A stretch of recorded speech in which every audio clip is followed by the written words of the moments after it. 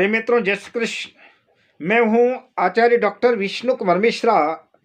इस खास एपिसोड में आपका बहुत बहुत स्वागत करता हूं। विद्यार्थी जीवन में हर विद्यार्थी की कुछ न कुछ तमन्ना रहती है। कोई आईएएस बनना चाहता है, कोई आईपीएस बनना चाहता है, तो कोई डॉक्टर बनना चाहता है, तो कोई इंजीनियर बनना चाहता है, आदि आदि। सबकी अलग अलग तमन्नाएं रहती हैं।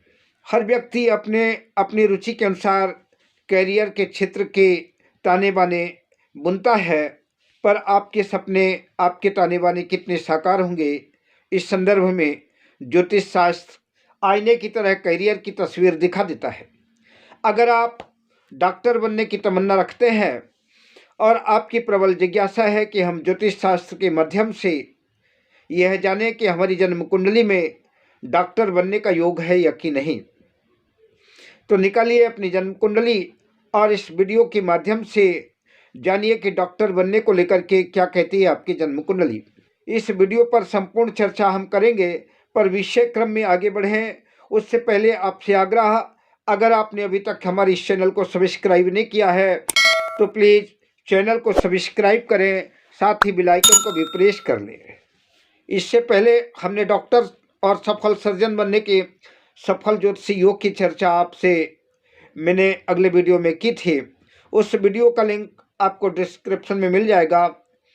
उसमें हमने बेसिक सूत्रों की चर्चा नहीं की थी, इसलिए जिन लोगों को ज्योतिष का बेसिक ज्ञान नहीं है उन मित्रों को उस वीडियो को समझने में थोड़ी कठिनाई अवश्य होगी।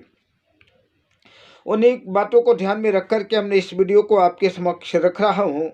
अगर आप अपनी या अपनों के जन्म कुंडली का बृहद प्रेडिक्शन कराना चाहते हैं, एनालिसिस कराना चाहते हैं, या किसी भी तरह का ज्योतिषी परामर्श चाहते हैं, तो आप हमसे संपर्क कर सकते हैं 7003000921 पर। डॉक्टर बनने के लगभग सभी ग्रहों की कहीं न कहीं भूमिका अवश्य होती है, पर ख़ास तौर से सूर्य मंगल की प्रमुख भूमिका रहती है। ग्रहों की स्थिति, उनके डिग्री, ऊंच नीच की चर्चा हम आपसे करें उससे पहले एक नज़र जन्म कुंडली की चार्ट के 12 भाव पर कुछ भावों की चर्चा आपसे करते हैं। संभव है वीडियो का हल्का विस्तार हो सकता है, पर जो जातक इस क्षेत्र में रुचि रखते हैं उन्हें इस वीडियो को अंत तक पूरा देखना होगा, और इस वीडियो को देखने के बाद आप डॉक्टर बनने के ज्योतिषी योगों के बारे में जान पाएंगे। तो आप इस वीडियो को पूरा अवश्य देखिएगा। जिन लोगों को ज्योतिष का ज्ञान नहीं है तो आपको थोड़ा सा ज्योतिष का महत्वपूर्ण ज्ञान भी प्राप्त कर सकेंगे। तो आइए जन्म कुंडली के भाव सूत्रों की चर्चा करते हैं। यह जन्म कुंडली का प्रथम भाव है, इसे लग्न भी कहते हैं। आपके जन्म कुंडली में 1 से लेकर के 12 अंकों के बीच कोई भी अंक की गिनती इस खाने में लिखी हो सकती है। दरअसल यह अंक राशियों के प्रतीक चिन्ह है। इस शास्त्र में 12 राशियों की कल्पना की गई है। पहली राशि को मेष राशि कहते हैं, इसी क्रम से दूसरी राशि को वृष राशि, और तीसरी राशि को मिथुन राशि, और चौथी राशि को कर्क राशि कहते हैं। पांचवी राशि को सिंह राशि और छठी राशि को कन्या राशि कहते हैं। सातवीं राशि को तुला राशि और आठवीं राशि को वृश्चिक राशि कहते हैं। नौवीं राशि धनु राशि है, 10वीं राशि मकर राशि, और 11वीं राशि कुंभ राशि, और 12वीं राशि और अंतिम राशि मीन राशि है। इस कुंडली चार्ट में लग्न पहले भाव से लेकर के 12 भाव तक आपकी कुंडली में, या आप जिस किसी की भी कुंडली देख रहे हैं, उन 12 भाव पर 1 से लेकर के 12 अंक के बीच कोई ना कोई गिनती अवश्य लिखी होगी। जहाँ 1 अंक लिखा है तो समझिए कि उस भाव में मेष राशि है। अगर 2 का अंक लिखा है तो आप समझिए कि वृषभ राशि है। इसी तरह से अगर 6 अंक लिखा है तो कन्या राशि है, और 7 अंक लिखा है तो तुला राशि है। इसी क्रम से आप राशियों के क्रम से ही आप समझ सकते हैं। इस तरह हमने ऊपर राशियों का क्रम बताया है, वह क्रम अपनी जगह फिक्स है। हम जन्म कुंडली के भावों की चर्चा आपसे करेंगे, पर आपको यह भी बताते चले कि जो 12 राशियां होती हैं जो अंक के रूप में प्रदर्शित है, उन राशियों का स्वामित्व सूर्य, चंद्र, मंगल, बुध, गुरु, शुक्र, शनि आदि 7 ग्रहों के पास है। यही 7 ग्रह इन राशियों के मालिक यानी स्वामी ग्रह है। 12 राशियों में सूर्य और चंद्र के पास एक एक राशियां हैं। बाकी 5 ग्रहों के पास 2-2 राशियों का प्रतिनिधित्व प्राप्त है। सूर्य 5वें नंबर सिंह राशि का स्वामी है, वहीं चंद्र 4थे नंबर की राशि कर्क राशि का स्वामी है। 12 राशियों के नाम तो आप जान चुके हैं, जिसमें मेष और वृश्चिक राशि के स्वामी ग्रह मंगल है। वृष और तुला राशि के स्वामी दैत्य गुरु शुक्राचार्य है यानी शुक्र। मिथुन और कन्या राशि के स्वामी ग्रह बुध है और धनु और मीन राशि के स्वामी देवगुरु बृहस्पति है। तो मकर और कुंभ राशि के स्वामी ग्रह शनिदेव है। जिन ग्रहों के पास जिन जिन राशियों का स्वामित्व है, वह राशियां उनका ही अपना घर है, वह उन्हीं की राशि है।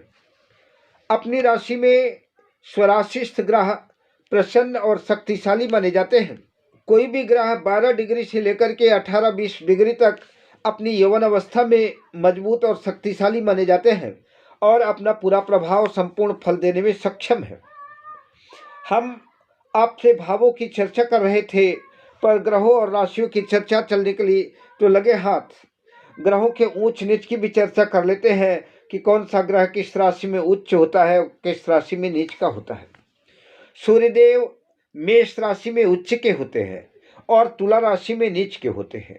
ग्रहों का ऊंच नीच बताने का अभिप्राय यही है कि उच्च का ग्रह अपना पूरा प्रतिफल देता है और हमें उस भाव से संबंधित, उस क्षेत्र से संबंधित कार्य क्षेत्र में सफलता दिलाता है, जबकि नीच राशि में स्थित ग्रह असफलता का कारक होता है, रुकावटें पैदा करता है, व्यर्थ की परेशानियां बढ़ाता है और हर क्षेत्र में असफलता प्रदान करता है।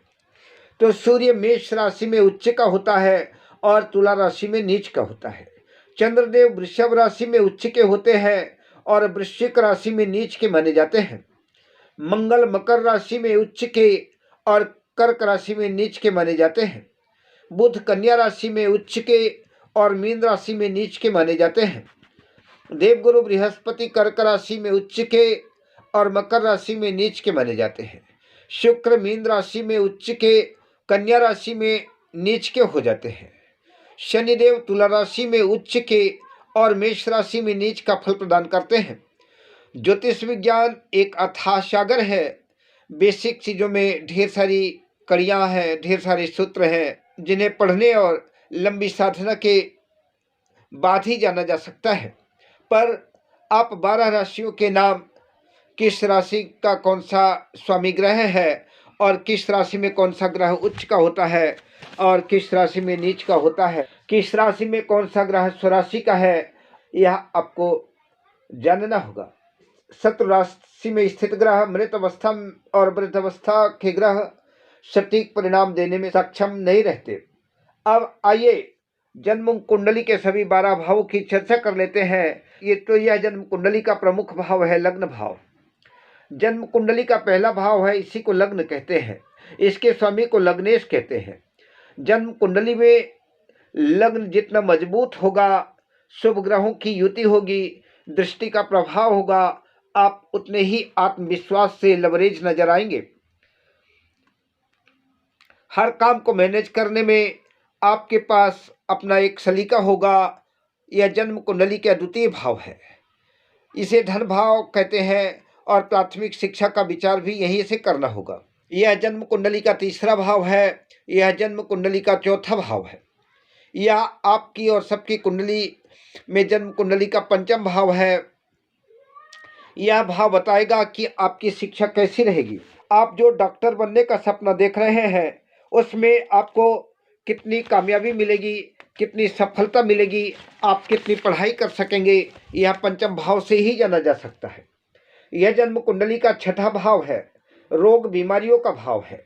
दास्ता का भाव होने की वजह से नौकरी का भी विचार यहाँ से होगा। यह सप्तम भाव, यह अष्टम भाव और यह जन्म कुंडली का नवम भाग्य भाव है। यह भाव भी महत्वपूर्ण है। और आपका भाग्य आपको कितना सपोर्ट करेगा। यह जन्म कुंडली का 10वां भाव है, कैरियर भाव है। यह भाव सर्वाधिक महत्वपूर्ण है।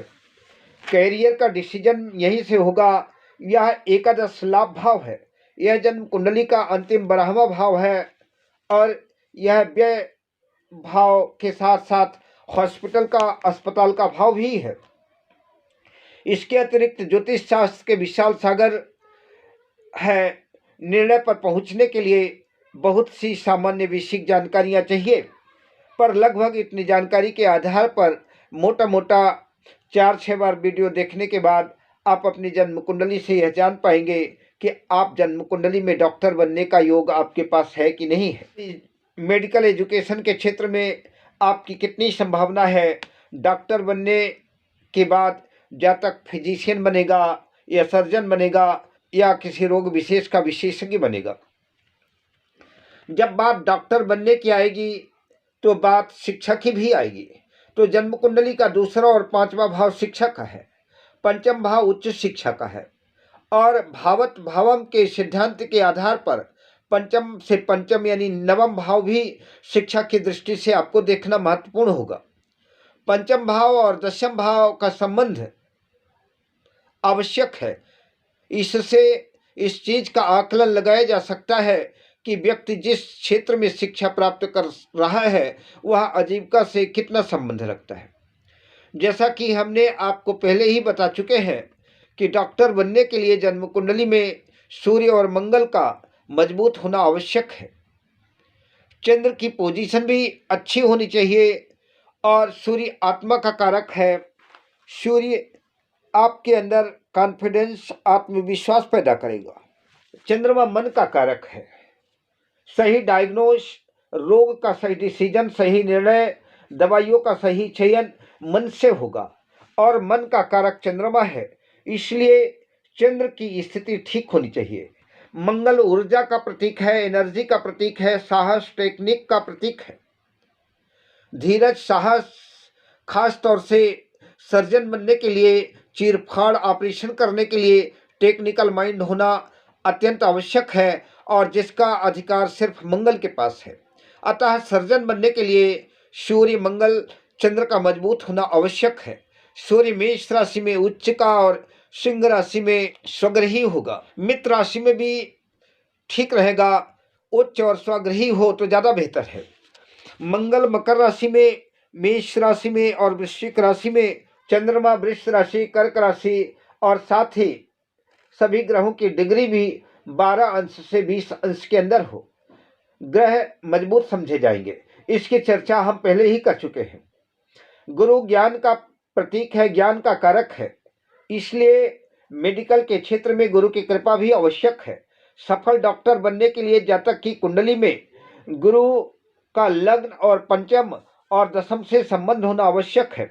5म और 10म भाव से जितना बेहतर संबंध बनेगा, आजीविका के क्षेत्र में उतना ही बेहतर प्रदर्शन होगा। स्थान परिवर्तन, राशि परिवर्तन, दृष्टि संबंध, युति संबंध, 5म 10म भाव के संबंध 6ठे और 12वें भाव से बन रहा हो तो चिकित्सा के क्षेत्र में जाने की प्रबल संभावना रहती है। इसकी चर्चा हम पहले ही कर चुके हैं कि 6ठा भाव रोग का भाव है और 12वां भाव अस्पताल का भाव है। अब आइए कुछ महत्वपूर्ण सूत्रों की चर्चा कर लेते हैं, जो कुल मिलाकर के हम 13 सूत्र आपके बीच रखेंगे। तो आइए देखते हैं कि वो कौन कौन से सूत्र हैं जो आपको डॉक्टर बना सकते हैं। पहला सूत्र है, लग्न राशि कोई भी हो, केंद्र में सूर्य शनि, सूर्य मंगल शनि या चंद्र शनि या चंद्र मंगल शनि या चंद्र मंगल शनि बुध में से किसी की युति हो, इनमें से कोई भी 2 ग्रह केंद्राधिपत्य हो और युति कारक ग्रहों में कोई भी ग्रह अस्त न हो तो जातक के डॉक्टर बनने की प्रबल संभावना रहती है। दूसरे सूत्र में की चर्चा करें तो प्रायः देखने में आया है अधिकांशतः डॉक्टरों की कुंडली में राहु बलवान होता है। राहु के साथ सूर्य, मंगल और गुरु का भी मजबूत होना आवश्यक है। तीसरे सूत्र की चर्चा करें, यदि जन्म पत्रिका में आत्मकारक ग्रह सूर्य अपने मूल त्रिकोण राशि लग्न में पंचमेश से युति कर रहा हो तो जातक चिकित्सा के क्षेत्र में यश, कीर्ति, दौलत, शोहरत प्राप्त करता है। यदि मंगल और केतु बली होकर के दशम भाव और दशम से संबंध स्थापित कर रहे हो तो जातक सर्जरी के क्षेत्र में निष्णात होता है। कर्क राशि हो और पत्रिका में मंगल मजबूत हो, साथ ही लग्न या दशम भाव में मंगल राहु का किसी भी रूप में संबंध हो तो ऐसा जातक डॉक्टर बनता है। जन्म कुंडली में गज केसरी योग बना हो और जन्म कुंडली में चंद्र और गुरु बलवान होकर के संबंध बन रहा हो तो जातक चिकित्सा के क्षेत्र में सफल बनता है। छठे भाव का स्वामी का संबंध दशम भाव के स्वामी या दशम भाव या दशमेश से हो तो डॉक्टर बनने की संभावना बनती है। यदि दशम भाव का स्वामी चतुर्थ भाव और चतुर्थ भाव का स्वामी दशम भाव में हो, यानी दशमेश और चतुर्थेश का आपस में राशि परिवर्तन हो तो ऐसा जातक दवाइयों के क्षेत्र में काम करता है और दवाइयों के क्षेत्र से ही जीविका चलाता है। दवाइयों के क्षेत्र में अच्छी जानकारी रखता है और चिकित्सा वृत्ति से जीवन यापन करता है। मेष, वृश्चिक, वृष, तुला, मकर या कुंभ राशि या लग्न कोई भी हो, मंगल शनि या चंद्र शनि या बुध शनि की युति हो या सूर्य चंद्र के साथ अलग 3 ग्रहों की युति हो तो जातक के चिकित्सक बनने की संभावना रहती है। मंगल उच्च राशि स्वराशि का होकर के लग्न में हो तो प्रायः ऐसा जातक सर्जरी के क्षेत्र में कुशल होता है। जन्म कुंडली में मंगल एकादश लाभ भाव में हो और तृतीय पंचम भाव में बैठा हो, शुक्र, चंद्र और सूर्य की पोजीशन अच्छी हो तो ऐसा जातक स्त्री रोग विशेषज्ञ या बाल रोग चिकित्सक बनता है। सूर्य मंगल की पंचम भाव में युति के साथ शनि राहु छठे भाव में हो तो जातक सर्जन बनता है। कुंभ लग्न में दशम भाव में स्वग्रही मंगल हो और साथ ही सूर्य और चंद्र की पोजीशन अच्छी हो तो जातक डॉक्टर बनता है। डॉक्टर बनने के इन्हीं 13 सूत्रों के साथ अब आपसे लेते हैं विदा। अगर आप अपनी जन्म कुंडली का बृहद प्रेडिक्शन कराना चाहते हैं, एनालिसिस कराना चाहते हैं या किसी भी तरह का ज्योतिषी परामर्श चाहते हैं तो हमारा संपर्क सूत्र है 700300900921। शुभकामनाओं के साथ जय श्री कृष्ण।